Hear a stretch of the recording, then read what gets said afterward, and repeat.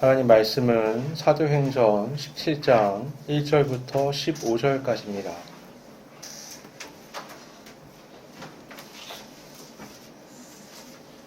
사도행전 17장 1절부터 15절까지입니다.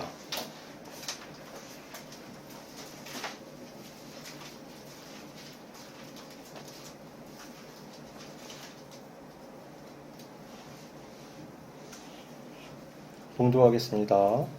그들이 암비볼리와 아볼로니아로 다녀가 데살로니가에 이르니 거기 유대인의 회당이 있는지라. 바울이 자기의 관례대로 그들에게로 들어가서 새 안식일에 성경을 가지고 강론하며 뜻을 풀어 그리스도가 해를 받고 죽은 자 가운데서 다시 살아나야 할 것을 증언하고 이르되, 내가 너희에게 전하는 이 예수가 곧 그리스도라 하니, 그 중에 어떤 사람 곧 경건한 헬라인의 큰 무리와 적지 않은 귀부인도 권함을 받고 바울과 실라를 따르나, 그러나 유대인들은 시기하여 저자의 어떤 불량한 사람들을 데리고 때를 지어 성을 소동하게 하여 야손의 집에 침입하여 그들을 백성에게 끌어내려고 찾았으나 발견하지 못하매 야손과 몇 형제들을 끌고 읍장들 앞에 가서 소리질러 이르되, 천하를 어지럽게 하던 이 사람들이 여기도 이르매 야손이 그들을 맞아 들였도다. 이 사람들이 다 가이사의 명을 거역하여 말하되, 다른 임금 곧 예수라 하는 이가 있다 하더이다 하니, 무리와 읍장들이 이 말을 듣고 소동하여 야손과 그 나머지 사람들에게 보석금을 받고 놓아주니라. 밤에 형제들이 곧 바울과 실라를 베레아로 보내니 그들이 이르러 유대인의 회당에 들어가니라. 베레아에 있는 사람들은 데살로니가에 있는 사람들보다 더 너그러워서 간절한 마음으로 말씀을 받고 이것이 그러한가 하여 날마다 성경을 상고하므로 그 중에 믿는 사람이 많고 또 헬라의 귀부인과 남자가 적지 아니하나, 데살로니가에 있는 유대인들은 바울이 하나님의 말씀을 베레아에서도 전하는 줄을 알고 거기도 가서 무리를 움직여 소동하게 하거늘 형제들이 곧 바울을 내보내어 바다까지 가게 하되 실라와 디모데는 아직 거기 머물더라. 바울을 인도하는 사람들이 그를 데리고 아덴까지 이르러 그에게서 실라와 디모데를 자기에게로 속히 오게 하라는 명령을 받고 떠나니라. 아멘.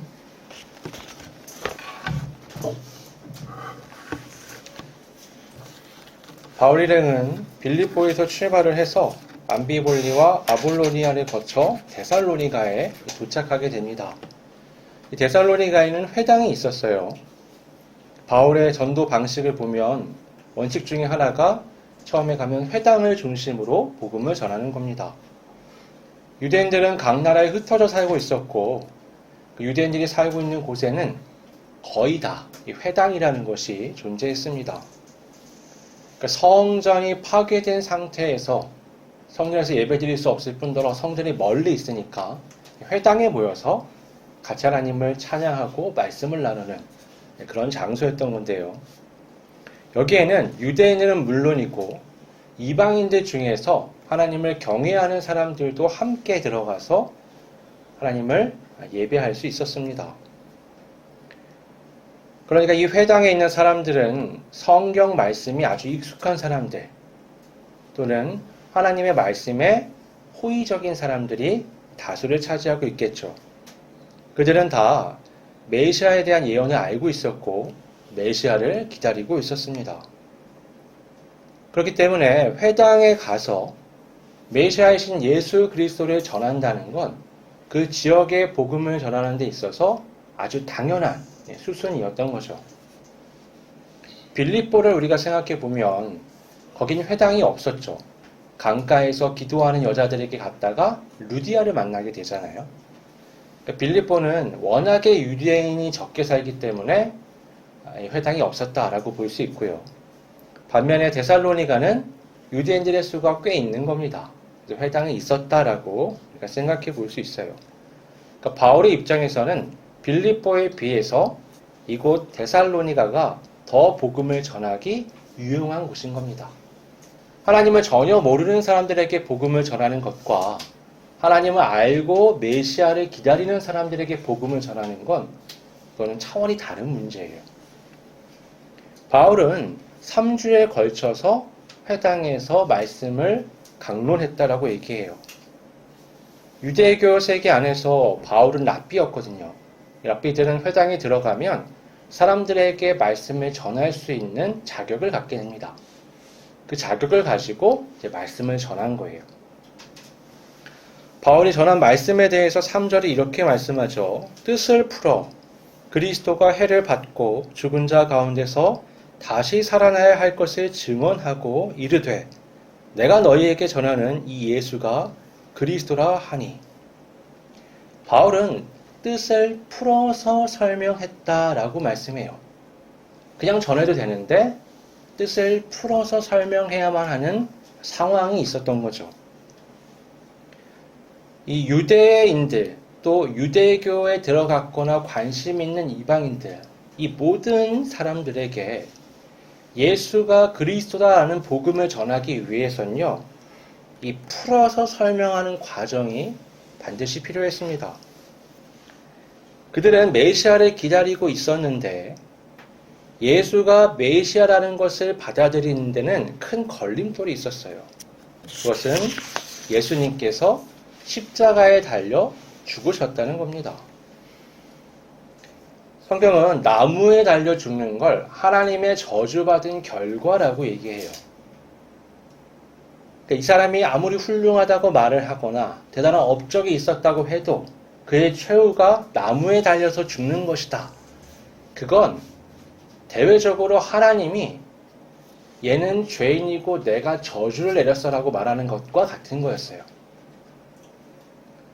그게 그 사람의 전부를 덮어버리는 상징이었던 겁니다. 그래서 이 십자가라는 건 이 유대인과 유대교인들의 관점에서 보면 메시아와는 도저히 연결될 수가 없는 거예요. 불가능한 겁니다. 그들이 갖고 있는 메시아상은 어떤 거였느냐? 아주 강력한 지도자예요. 구약으로 치면 모세, 엘리야 같은 막 바다를 가르고 하늘에서 막 불회오리가 떨어지고 굉장한 능력을 가진 카리스마적 인물이 이들이 기대하던 메시아 상입니다. 그래서 그 능력으로 우리를 억압하던 이방인들 다 쓸어버리고 우리를 다시 그 과거 다윗과 솔로몬의 제국의 영광으로 회복시키는 것. 그게 메시아의 능력이고 임무라고 생각을 했어요. 그런 메시아가 하나님의 저주의 상징인 십자가에서 죽는다. 이건 말이 안 되는 거죠. 간단하게 말해서 그들은 아주 높고 찬란하고 능력 있는 보좌에 앉은 메시아를 생각하고 있는데 복음은 볼품없고 누추하고 비참한 십자가에 달린 이를 메시아로 믿으라고 얘기하는 거예요. 바울은 그 유대인들의 반응을 당연하게 여겼습니다. 자신도 유대인이고 자신은 누구보다 교회를 반대하던 인물이잖아요. 그러니까 그들의 생각, 그들의 감정을 잘 알고 있는 거죠. 바울은 그럼 그들의 이해를 돕기 위해서 성경의 여러 말씀을 풀어서 설명을 했습니다. 오늘 본문에는 구체적으로 어떤 말씀을 가지고 얘기했는지 나오지 않지만 우리가 쉽게 추측해 볼 수 있어요. 대표적인 게 이사야서 53장이죠. 거기 보면 그 메시아가 고난당하고 죽임당하는 그 말씀으로 가득합니다. 대표적인 게 5절 말씀인데 그가 찔림은 우리의 허물 때문이요 그가 상함은 우리의 죄악 때문이라. 그가 징계를 받음으로 우리가 평화를 누리고 그가 채찍에 맞음으로 우리가 나음을 받았도다. 아주 유명하죠. 또 11절에 이런 말씀도 있어요. 나의 의로운 종이 자기 지식으로 많은 사람을 의롭게 하며 또 그들의 죄악을 친히 담당하리로다. 이사야 53장 말씀 전체가 이런 흐름에서 기록이 되어 있습니다.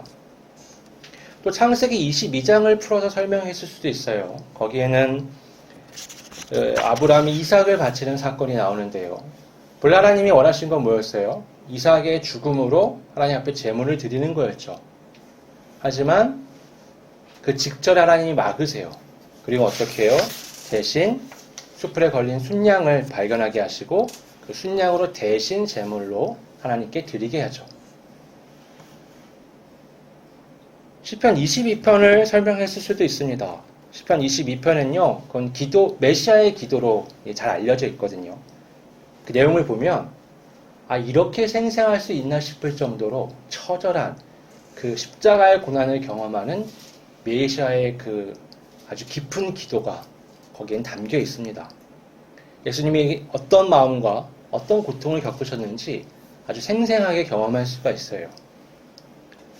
근데 이사야 53장, 창세기 22장, 이 시편 22편도 예수님 때 나온 게 아니라 훨씬 오래전에 나온 거란 말이에요. 근데 그 모든 게 다 예수님을 가리키고 있는 겁니다. 그 외에도 스가랴 말씀을 비롯해서 여러 말씀들이 있어요. 바울은 이 말씀들을 통해서 그 의미를 풀어가지고 설명을 했습니다. 그 모든 말씀이 죄인을 위해 하나님께서 그리스도를 보내셨고 그에게 죄를 짊어지게 하고 죽게 하신 후 다시 살아나게 하셨다는 당위성을 나타내는 거예요. 십자가의 죽음은 필연적이다 라는 것이 바울이 메시아를 전하는 예수가 그리스도라는 주장을 하는 데 있어서 중요한 부분인 겁니다. 왜 십자가의 죽음이 필연적이냐? 그건 그 죽음이 우리의 죽음이기 때문에. 우리의 죄의 값을 치르기 위해서는 예수님이 그 죄의 짐을 짊어지고 십자가에 죽으실 수밖에 없었던 거예요.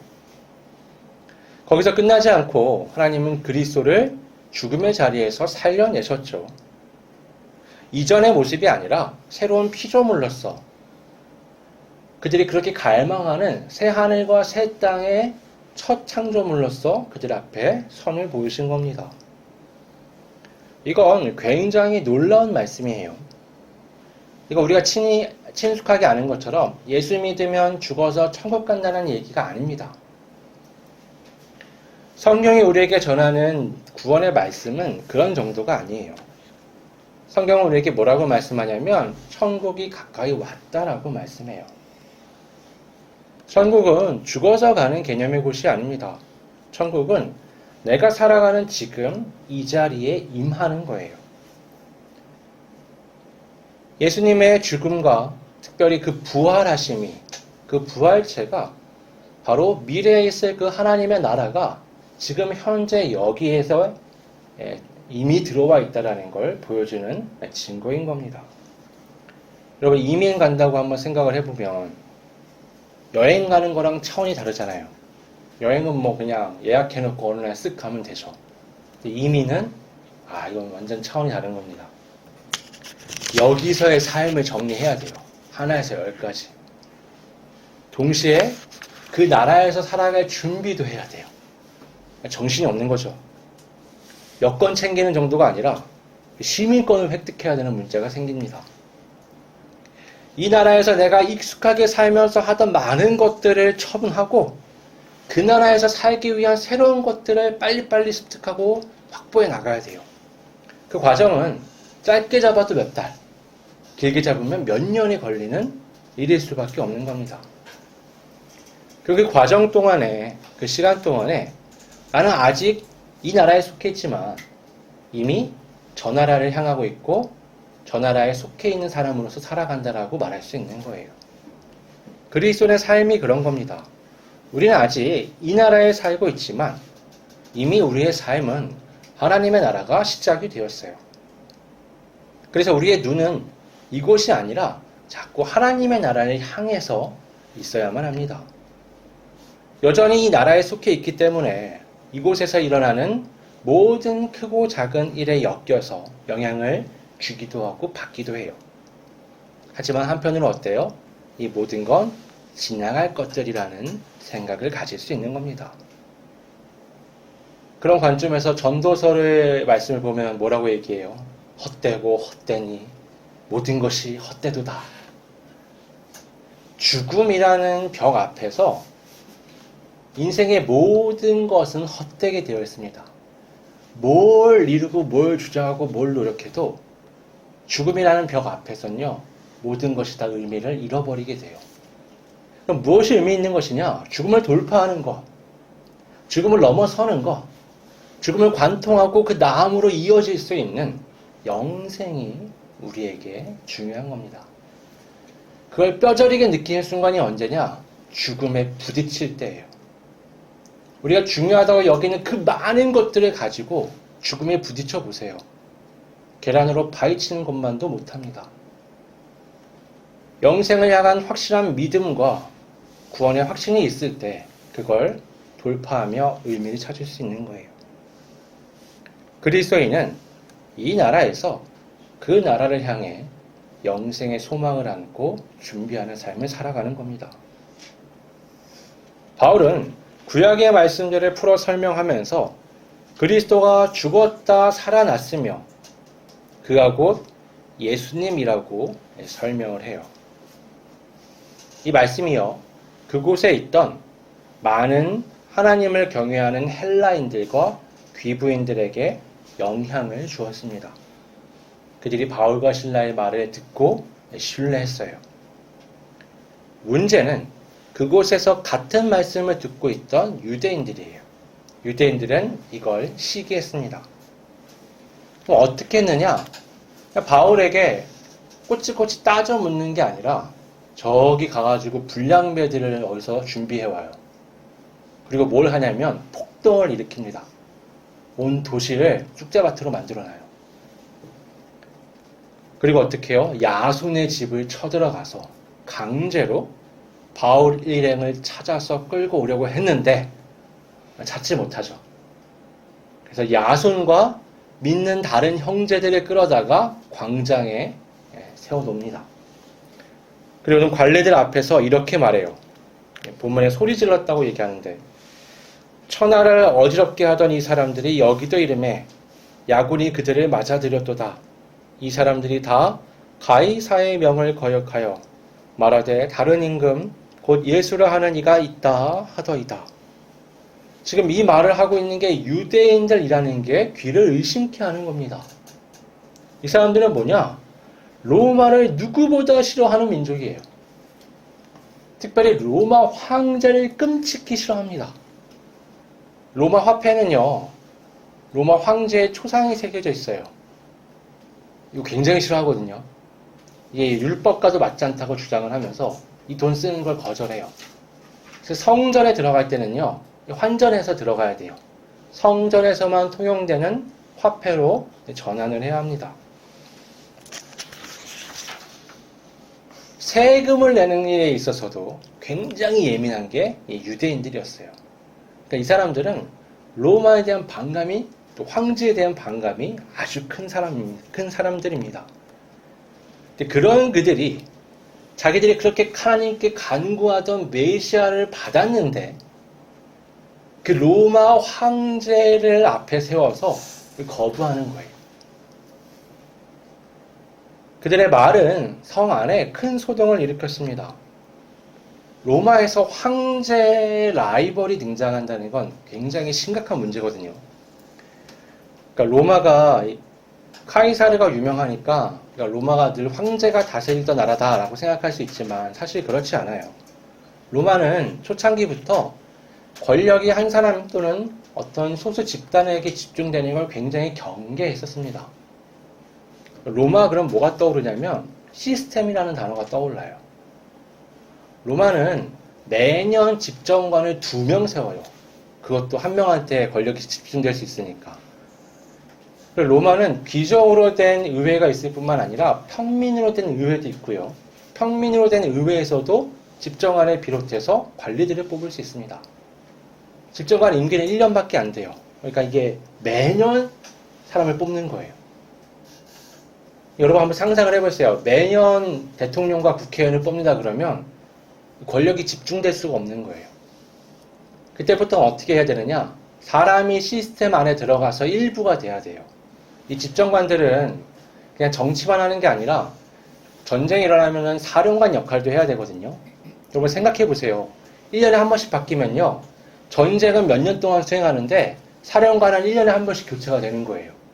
뭐 특별한 경우는 안 그러기도 하지만 보통은 그렇단 말이에요. 그럼 어떻게 전쟁을 할 수 있겠어요? 사령관마다 성향이 다르고 전술이 다른데. 근데 전술이 같은 거예요. 로마는 행군하는 방식, 진을 치는 방식, 전쟁을 수행하는 모든 방식이 아주 세밀하게 매뉴얼화되어 있어요. 답답할 정도로. 그래서 로마가 그렇게 오랫동안 군림하면서 모든 그 나라가 운영이 될 수 있었던 겁니다. 그러니까 사람이 특별해서 하는 게 아니라 시스템 자체가 특별한 거예요. 근데 이게 나중에 황제가 등장하게 돼요. 황제가 넷이었다가 둘이었다가 하나였다가 또 넷이었다가 이 과정 속에서 피비린내라는 전쟁이 계속 일어났습니다. 그러니까 지금 시점에서 황제에 도전할 수 있는 새로운 왕이 등장했다라는 사실은 이거 너무 시끄럽게 될 수 있는 문제인 거예요. 그걸 유대인들이 이용해서 이제 황제에 반대되는 인물로 예수를 갖다 붙인 겁니다. 그러면 그들의 주장은 맞는 거냐? 그들의 주장은 사실 어느 정도 맞는 겁니다. 예수님은 실제 이 땅에 왕으로 오신 거예요. 그리고 십자가 팻말에도 어떻게 해요? 유대인의 왕이라는 팻말이 붙어서 죽임을 당하셨잖아요. 예수님은 왕으로 오셨습니다. 그리스도인들은 이 세계에 속해 살아가지만 삶의 모든 주권을 우리 왕이신 예수 그리스도께 드려요. 예수님이 로마에 대해서 특별히 반대되는 행동을 하신 건 아니에요. 세금으로 시비 거는데도 다 지혜롭게 대처하시면서 로마의 시스템이나 국가에 대해서 특별히 부정하지 않으십니다. 그 권력 하나님이 허락하지 않으시면 가질 수 없는 거예요.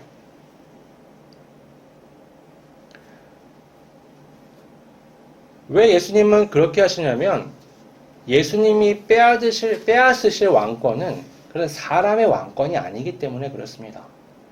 그 너머에 있는 악한 영적 세력에 사탄의 왕권을 빼앗는 게 예수님의 일이시기 때문에 그래요.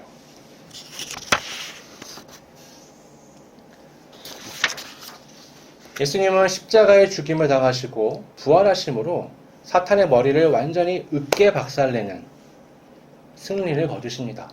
그리고 다시 보좌에 앉으신 거죠. 여러분, 세상 그 어떤 권력도 죽음을 이길 수가 없습니다.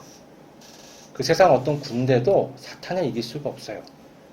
예수님은 그 일을 하러 오신 겁니다. 이 복음을 듣는 자, 믿는 자는 하나님의 나라에 속한 하나님의 백성이 되었습니다.